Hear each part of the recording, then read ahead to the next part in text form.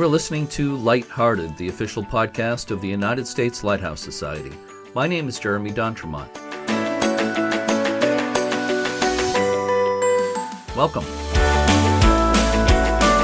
My co-host today is Cindy Johnson, Chapter Leadership Committee member of Friends of Portsmouth Harbor Lighthouses. Hi, Cindy. Hi, Jeremy. This is episode 97 of Lighthearted, posted on January 6th, 2020. 57 years ago on this date, January 6th, 1963, the TV show Wild Kingdom with Marlon Perkins debuted. A year later, on January 6, 1964, the Rolling Stones started their first tour as a headline act. The opening act was the Ronettes. And on this date in 1975, the TV game show Wheel of Fortune made its debut. In this episode of Lighthearted, we're going to listen to the second part of a two-part interview with Australian children's book author Dianne Wolfer. We're going to continue the discussion of her award-winning book, Lighthouse Girl.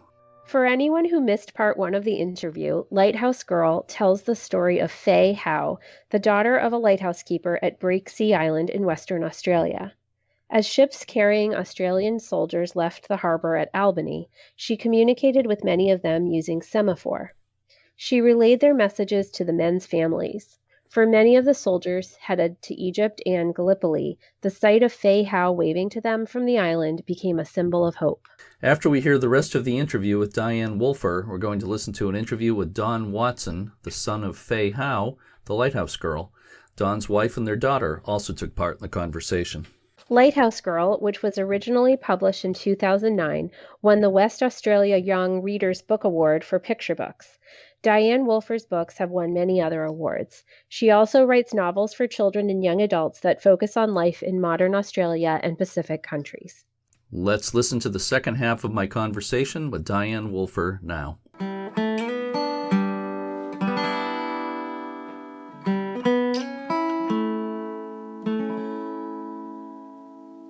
I was reading a couple of articles or websites about this very interesting thing.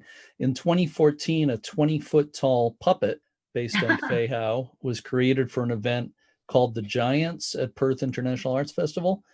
Yeah. What was that all about? Well, it was huge, pardon the pun, but it was just, it's funny, you know, as an author, you send your book out into the world and you don't even know if anyone's going to like it or read it. And then when it takes off, it gets legs, you might get some passionate readers, and you just hope that it will stay in print and that people will be able to access your story that you love like a child, I suppose.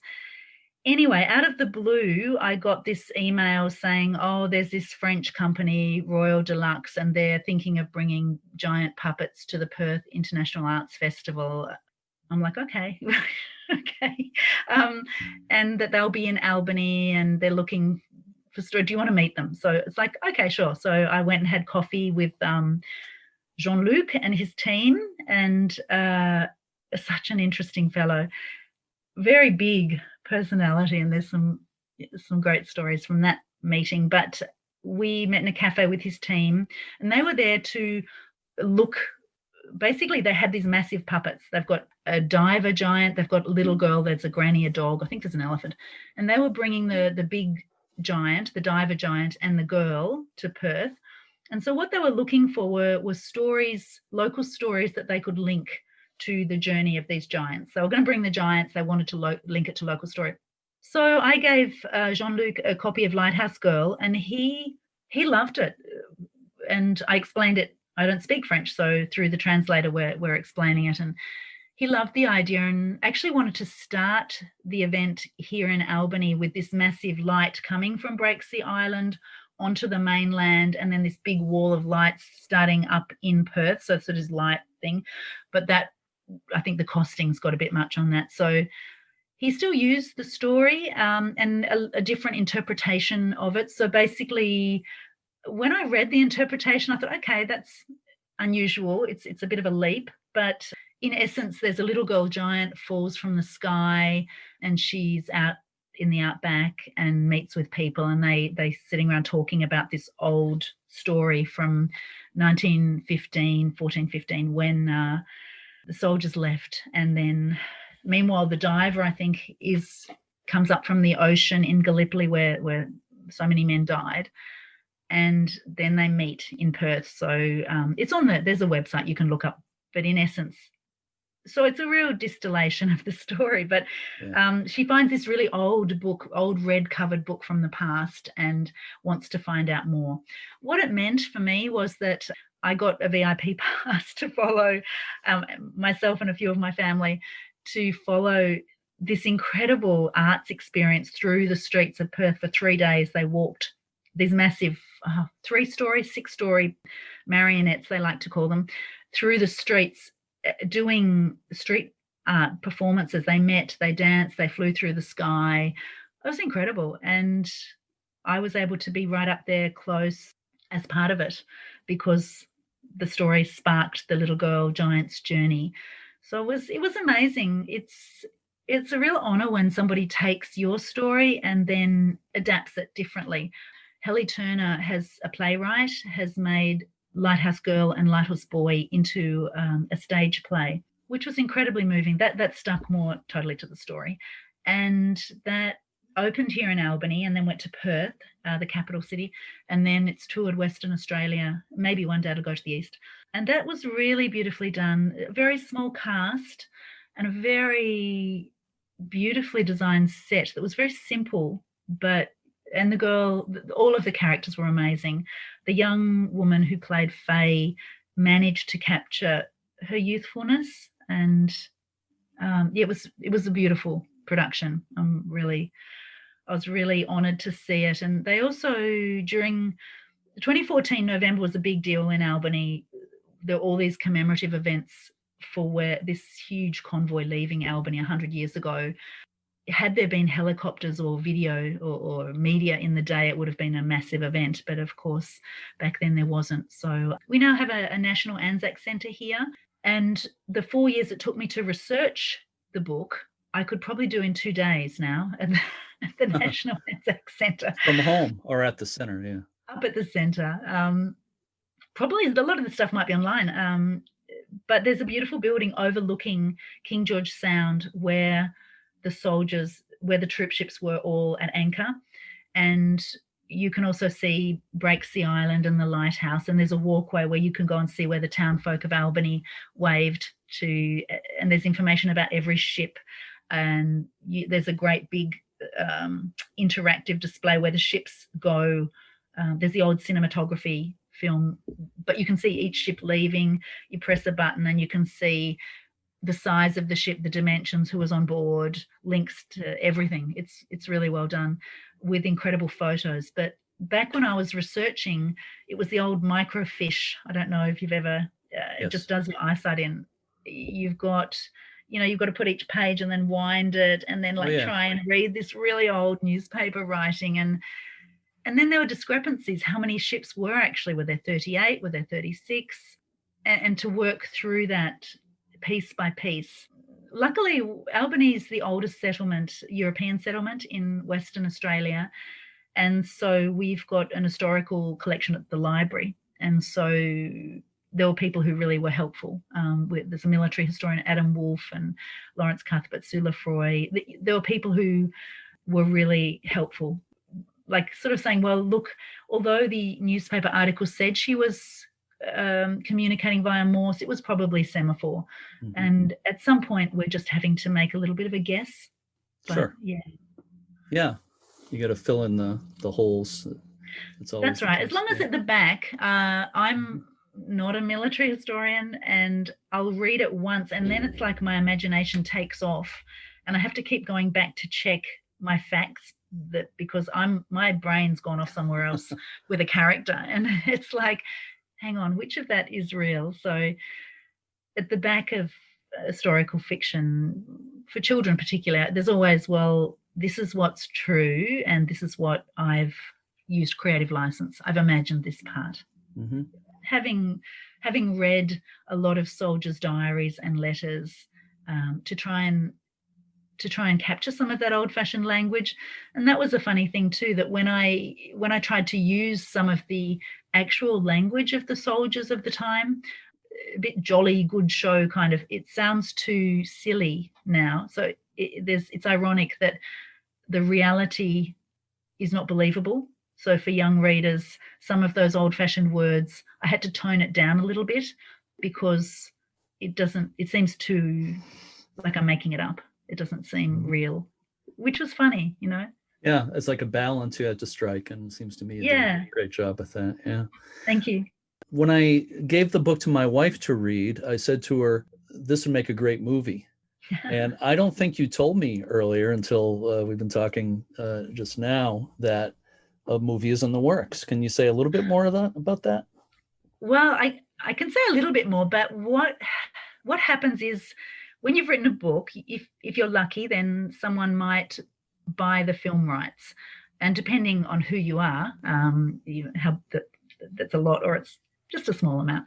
I'm more at the small amount end. But people pay for an option, which each year they need to renew if they want to keep that option. So they have the option to do the film. So the book is optioned. It has all three now are optioned. Originally it was the first one, Lighthouse Girl, and then Lighthouse Boy got added, and now In the Lamplight as well.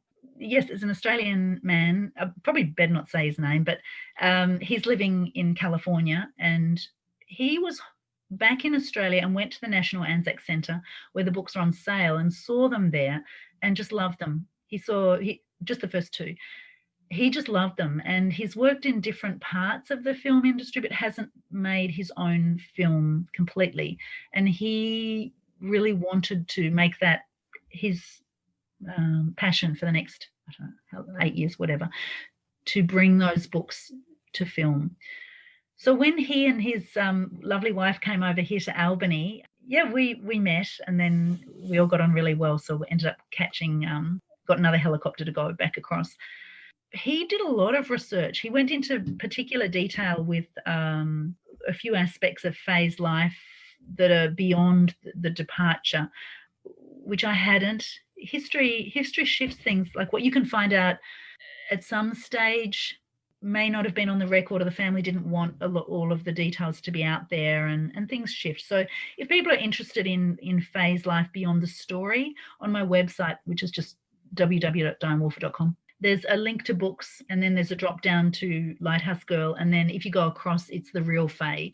And so since publication, there are some other aspects of her life which I guess I know more about now, and the family have a one-page. There's a bit more information about her if people want to read that. So I guess getting back to this director, producer guy, he's now written a script, which he sent to me, which I liked many aspects of it, but to me it was veering away from the heart of the story, which is Faye and Charlie. And so I think he's reworking it. And since then, of course, the world's gone a bit crazy. So I'm not sure what's happening. Everything's probably on ice for a while. It's incredibly expensive to make a film. So the first part is to get a film script, and then to try and get some funding to go to the next production level, is my understanding. So I really hope it'd be so exciting if it turned into a movie. That would be incredible. And it has very filmic qualities, I think.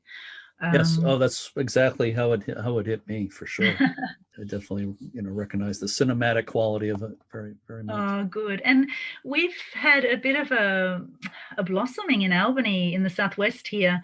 Suddenly we're having all these films made. People are using it as a location, which means that the local people in the area are developing skills in the movie world.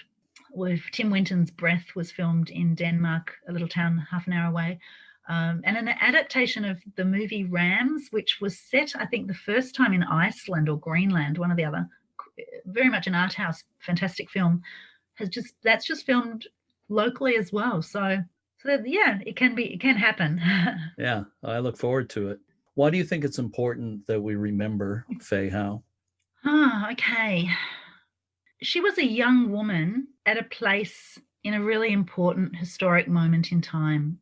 I think for all the reasons in the book that I read, Shona's book, that each of those women have incredible stories, and Faye is just another one of those women who have an incredible story. And then I'm sure there's a lot of men who have incredible stories as well. Something about lighthouses, just the very fact of lighthouses and where they are, and what the nature of the keepers, what they do, is heroic and special.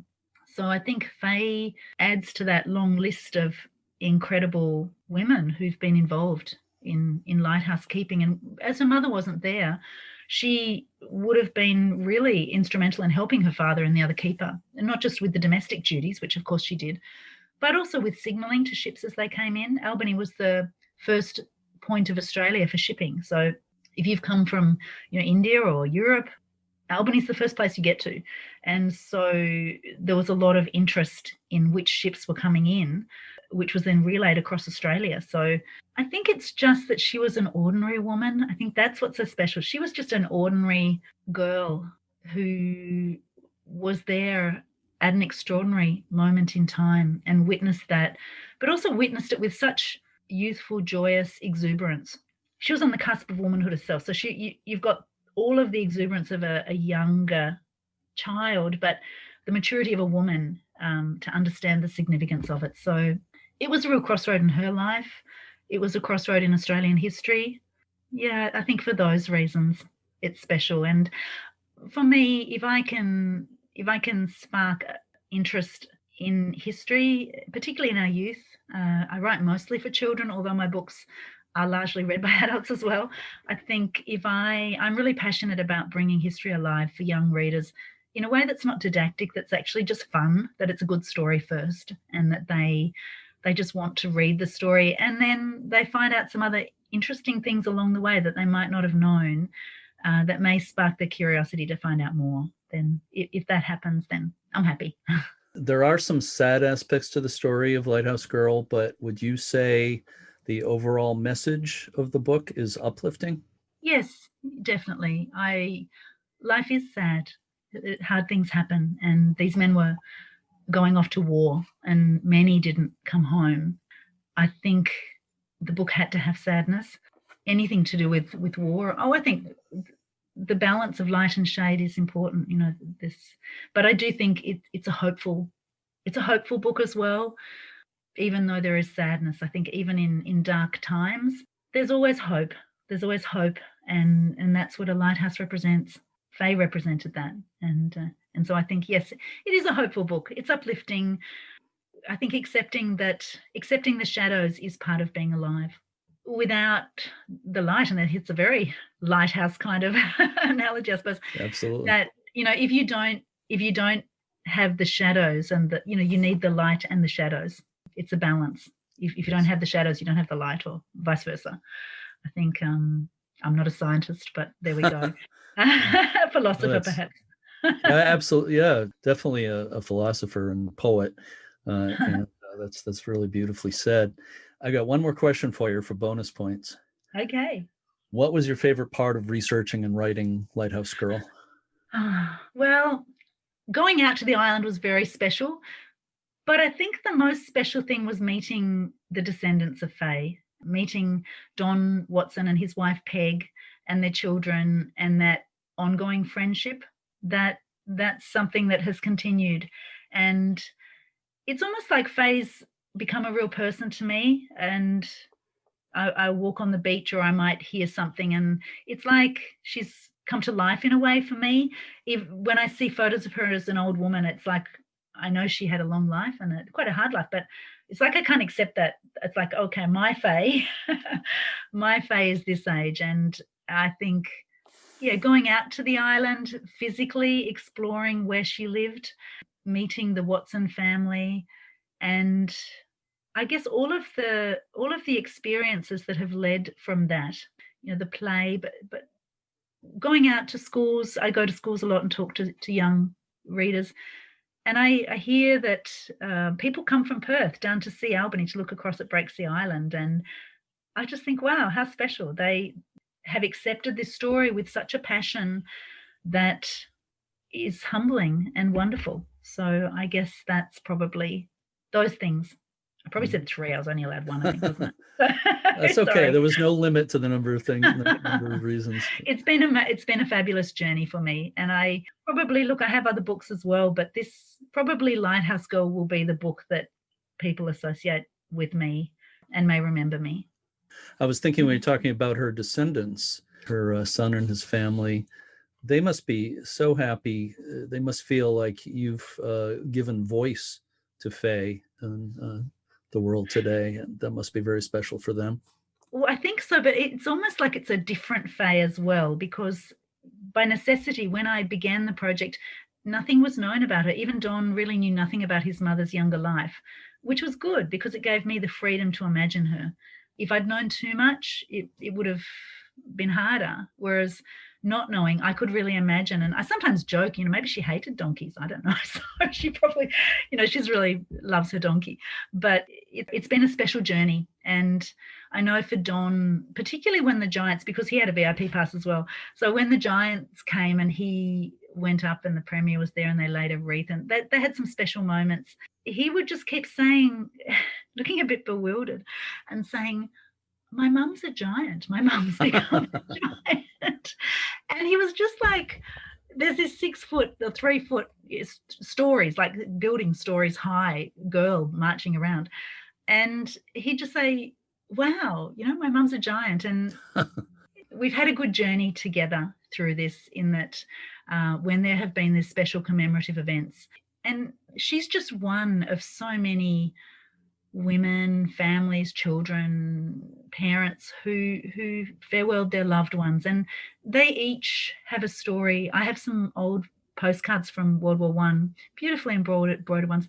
Some of them, on the back of a postcard, there's a story that you could write a novel about, and each person has a story. And I guess this is Faye's, but so many of those, every person on those ships that sailed away had a story. It just takes a long time. I've just written one. There's more to be told. Hopefully some of these young readers who read the book will be inspired. And they have. What a lovely outcome as well is that, particularly with Lighthouse Boy, that people have gone back to, it sparks a passion for people to find out about the veterans in their family. And people will always say after a talk that, oh, my great-grandfather, and they'll all say they were here or there, or we've got their medals. And so I said, do you know their stories? And they don't always. I said, well, find out. You can research. There's lots of websites or family history before it's too late. Find out those stories. And their stories are just as incredible, I'm sure. They just need to be recorded. Absolutely. Diane, I feel like we could talk for hours more, and maybe I can talk with you again sometime. I'd love that. Yeah, me too. But it's a real pleasure. I found your book because of Guiding Lights, Shona Riddell's book. But I was a little bit aware of Faye's story before that, kind of peripherally. But Shona really, made me think more about it. And then I think I was searching Amazon and found your book. So I'm very glad I found it. I'm glad we got in touch, and it's been great spending time with you. I want to mention, you mentioned your website. I'll just mention it again, www.diannewolfer.com, and Diane has 2 N's, www.diannewolfer.com. So people probably want to check that out. And the book Lighthouse Girl is available from Amazon and other online booksellers. It is still in print, and I recommend it very highly. So again, Diane, thank you, and let's do it again sometime. Thank you. That's absolutely wonderful. I'm so grateful. It's just lovely. It's been really nice to make this contact through the book. And I'm going to be listening to more of those podcasts, and I might have to pop another lighthouse into another story so we can talk again. Oh, wow. I sure hope so. Whatever I can do to encourage that, I will. But take care, Diane. Thank you. Thank you.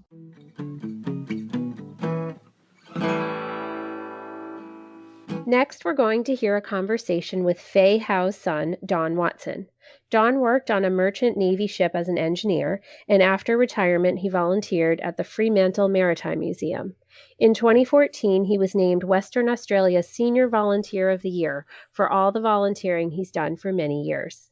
In this chat I had with Don Watson via Zoom, his wife Peg and their daughter Denise Rafferty also joined in. Let's listen to the conversation now.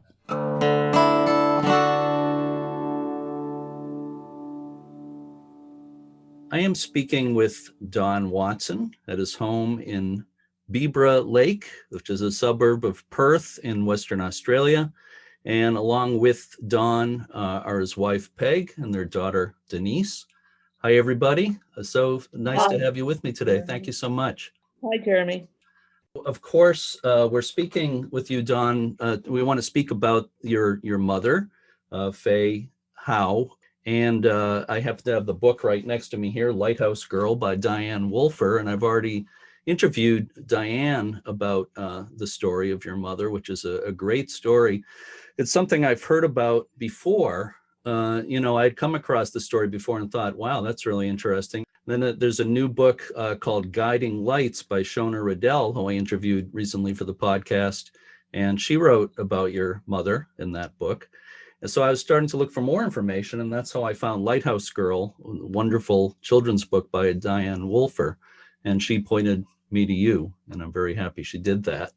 So Don, first of all, I understand that you remember being quite young and actually reading the cards and letters that were written to your mother from the soldiers overseas during World War I. Well, the cards were kept in a drawer. She looked after those cards like the back of her hand. She really enjoyed them. Mm-hmm. But unfortunately, somehow or other, those cards disappeared. Yeah, well, that's a shame. Of course, they'd never shown up.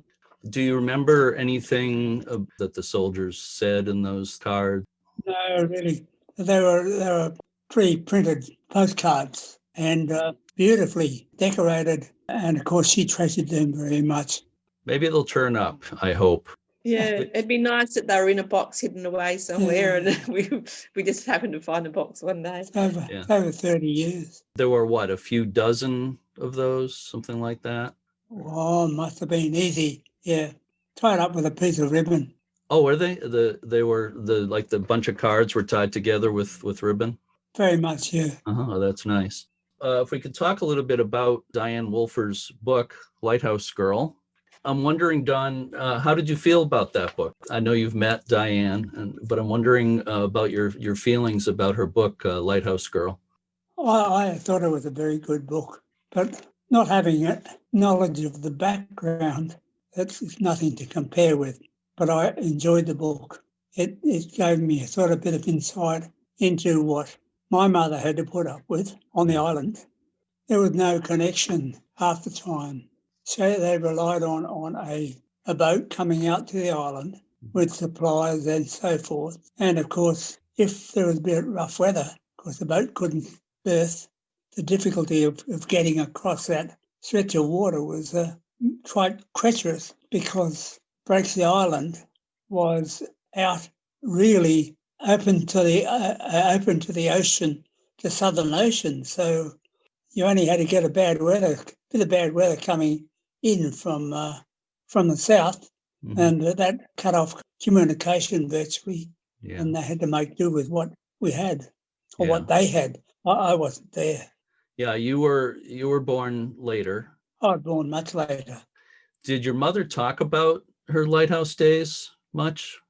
I don't remember Mum talking too much about the lighthouse, other than different things that they used to do of actual fishing or shooting, because they used to, at times, they used to get out and shoot animals for their food. I wonder if they shot ducks in the ocean for food. Well, there weren't very many ducks around.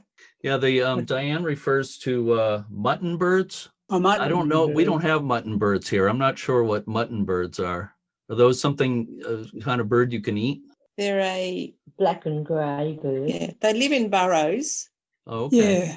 And they're a very greasy animal or bird when you cook them. Doesn't sound like great eating. Yeah, it was a supplement to what if they didn't have food, it would have been just a supplement. They would have made a stew or something like that. So people know this is Denise, Don's daughter, speaking. Don, I was wondering did you get to see the stage play of Lighthouse Girl that was based on the book? I did, yes. I was very impressed. Mm-hmm. Very, very impressed with the way it was all put together. So they must have been really happy when the people putting on the play that you went to see it. That was one of the things I looked forward to. We saw it twice. I think people over here in the United States would be interested in that. I'd love to see somebody put that on over here too. Sounds just like a really good play. There's a guy called Peter Hoff, who I think is in California, and he was writing up a play. A film. He was going to make a film of the Lighthouse Girl. Right. And he came out here and visited Mum and Dad with Diane one year. So that would have been 2 or 3 years ago now. Yes. He said it would take about 5 years to actually get the script written up, but he was quite interested in doing a film on the life of Fay. Yeah, Diane told me about that, and she told me she had sold the rights to the book for a movie, and that she met with a man who's the same one you're talking about. And I'm a big movie nut, so I can't wait to see the movie of Lighthouse Girl. Yeah. It's a great. I said to my wife when I read the book, I said this would make a great movie. So I'm glad other people feel the same way. Yeah, especially that Diane wrote 3 books in the trilogy. Yeah, especially I'm really interested in Light Horse Boy, the story of Charlie from Lighthouse Girl. Yep. Definitely want to read his story. Yep. Dawn, I don't know if you have any thoughts about why do you think the story of your mother and what she did during World War I, why do you think that's so interesting to people? What is it about that, do you think? The story shows that through adversity and caring one person can mean a lot to others, and that may be in similar situation. My mother was receiving messages via Morse code and signal flags from the soldiers passing onto the mainland, where they would have been sent to other states. It was very thoughtful of the soldiers to remember my mother as a girl on the lighthouse in Albany. Oh, I think what she did meant so much to those men. It's not just the messages that she relayed, but I just imagine these men leaving home to go so far away. And of course, a lot of them never returned. And for a lot of them, the last sight of Australia was your mother waving from Breaksea Island, from the lighthouse. That's right. Denise, I don't know if you would like to say anything more about kind of the family legacy. How do you feel about being the granddaughter of the famous Lighthouse Girl? I feel very honoured being one of Fay's granddaughters. Fay actually ended up having 3 living children. Unfortunately, 2 boys died in very young age. So Nana had 9 grandchildren, so I'm one of those.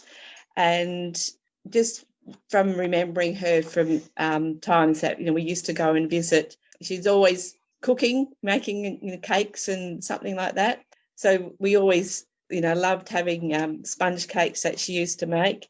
We also know that she did work for a while at the Fremantle prison, looking after the women prisoners. That was after her husband died. He died when Dad was 14 because of the 19-year difference. You can understand that he would have been quite old when Dad was a young boy. And then we moved over to the eastern states. We were living in Canberra for a while, and she came over to visit with one of her sisters, and we took them around. And I can always remember just seeing Nana. She was always there. Nana used to live in a little 2-bedroom house with a sleep out, but it used to have a huge kitchen dining room, and a tiny little lounge. I can remember those sort of things. And she lived in a suburb called Fremantle, or East Fremantle. And at that stage, the blocks in East Fremantle were quite large. The block that she had a bit of a sloping backyard. And if you could imagine, people didn't terrace their backyards at that stage. They just sort of went with the flow of the land. And I can remember my brothers and a sister and I, we used to roll down the grassy slope when we used to visit her. Down the very back, she used to have chooks, veggie gardens, the outdoor toilet and the outdoor laundry. Now, that's what I can remember. It's a long time ago. Yeah. Well, you have some nice memories. That's really nice. Yeah, they were. And as Mum said, when I was born in September 1957. My dad was away overseas because he used to be in the Merchant Navy. I was 3 months old before he actually met me. And as Mum was saying, she was staying with Nana when I was born because they hadn't built their house at that stage. I think Mum appreciated having her mother-in-law there to help out with a newborn baby. I can't remember big conversations with her, because I was only about 10 at the time. So I don't think, and I think in those times, children were seen and not heard. So, you didn't come up to Nana and say, oh, what did you do when you were a young girl? Because this was one of those things that you didn't really ask. Mum just wanted to say something. Oh, sure, absolutely. Peg? Don's mother was very caring. I know when Denise was a baby, she'd be crying like mad, but Don's mother could pick her up and stop her from crying. Another thing I want you to know is that Don and I went to Breaksea Island by helicopter a few years ago. Oh. And Don was so thrilled. I'll let him tell you about it. I didn't realize that you did that. That's great. Yeah, what was that like, Don? To be able to walk on the ground that my mother had walked on 100 years previous. I was only there for a short period of time because we only had an hour to be there and off again because the chopper was paid for by the group. No, we paid for it. Oh, we did? Yes. Helicopters are expensive. I know that. Oh, they are, yeah. No, I've hired helicopters. It's not cheap at all. But what a great experience. I'm so happy you got to do that. The island is surrounded by water. There are no beaches at all. It is very, very steep. I don't know how they fished. On the island, there was a crevice in the rock, and there was an orchid that was down in the bottom, in the somehow or other. The orchid had grown, and they lowered Mum down on a rope to go and pick the orchid and bring it back up to the surface again. She was quite young at that stage, quite an experience, because just being lowered down on a rope would be enough to put anyone off. Sounds pretty scary. I wonder if it was like a rare orchid or something and somebody felt they needed to get it. No idea. No idea. That's a great story. That was all I ever heard. That's a great story. So, Denise, have you ever been on the island? No, I have seen it many times. I lived in Albany from 1983 to the end of 1985. My oldest son was actually born down there. I actually kick myself now because I didn't do any research while I was there to find out more about Nana and her family. I've picked up things along the way. I'm on Ancestry.com, so I do a little bit of research every now and again. But every time I hear something about the island or, just, find something, I keep it in a book. I've got a big folder on it so far. But we actually found some photocopies of some photos that were taken at Breaksea Island. So there is a person in the photos, but I'm not sure whether it was Nana because the person looks a bit older than a young teenager. But it just goes to show just how rough the area is around the rock. And sometimes you think, well, they had to keep chickens and ducks and their donkey, and there was really only low shrubs, not much dirt for them to grow on. So it would have been just hard work all round. The island is really a stony rock. Well, life at those places was something most of us, can't imagine these days. No conveniences whatsoever back then. And we also know that she was born over in Cape Leeuwin, south of Perth. So she was the first child born at Cape Leeuwin, and that was back in 1899. And then she moved with her father, her mother and her brother and sisters to Albany and Breaksea Island when she was 6. She stayed with her father on Breaksea Island for 11 years. Yeah, I wasn't exactly sure how long she was on the island, so that's good to know. 11 years. Yeah. So because she was the youngest and her brother and sisters were at school, they stayed with relatives in Albany. As far as we know, they never really came out to the island. So Fay was on the island with her mother and father. So she must probably felt like she was an only child because, she didn't have contact with her brother and sisters. But from what we understand, she made the best of it because she learnt to sew. She was a good sewer. She learnt to cook. She was a good cook. She became a good mother at a very young age. Mm-hmm. She had her first child just after she was married. Imagine not having your mother, because her mother had died a couple of years before she met James, because people got infections and they didn't have the antibiotics to fight those infections. Right. So, her sister died also close to the same time. Yeah, that's right. Yes, her sister Ada had a baby who they called Stanley, and soon after that she got sick and died, and her husband died as well. Mm-hmm. And then they took the baby out to Breaksea Island to be looked after by Hannah, Fay's mother, and then Hannah got sick, and so that ended up with Fay. I think she was about 15, looking after a young baby. So she sort of became a mother at 15 with not for her child though. Yeah. And then it was after she married James up in Perth, the child then went and lived with the Watson family, and Fay was the proxy mother.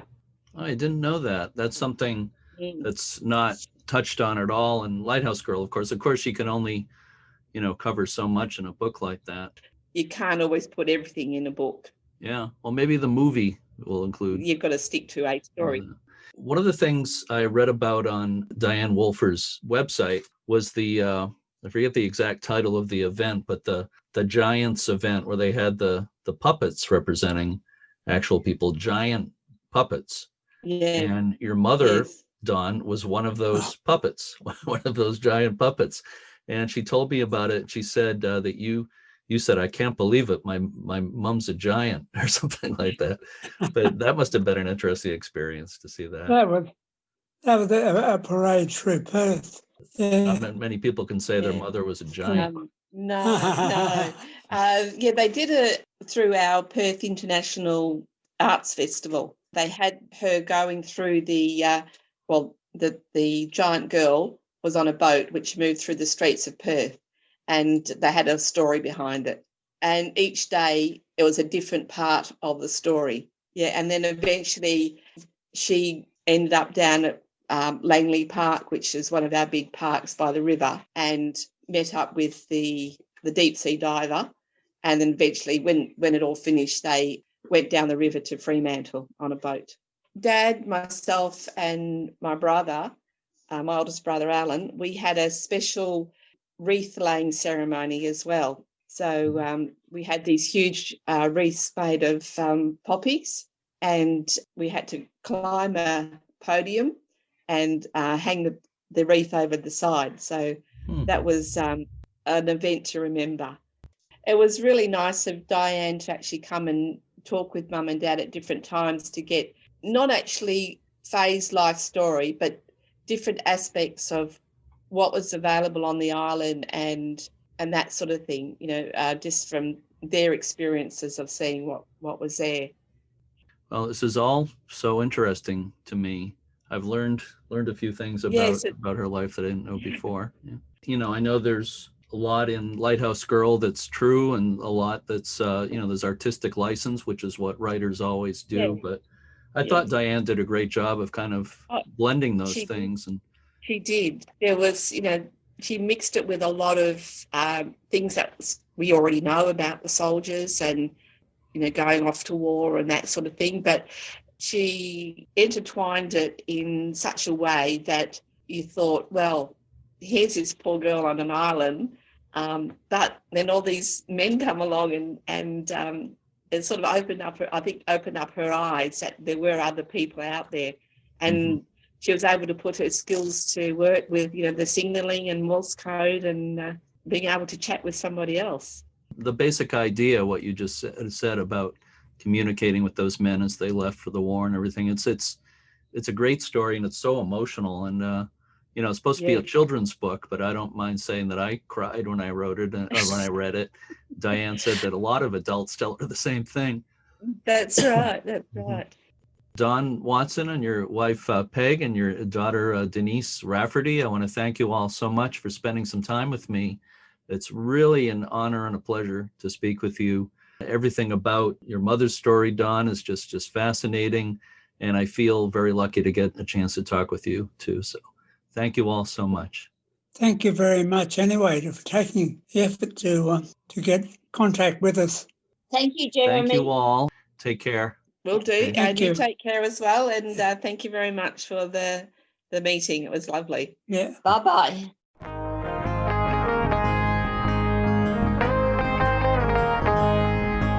You can buy Lighthouse Girl and its 2 sequels, Light Horse Boy and In the Lamplight, from Amazon and other online booksellers.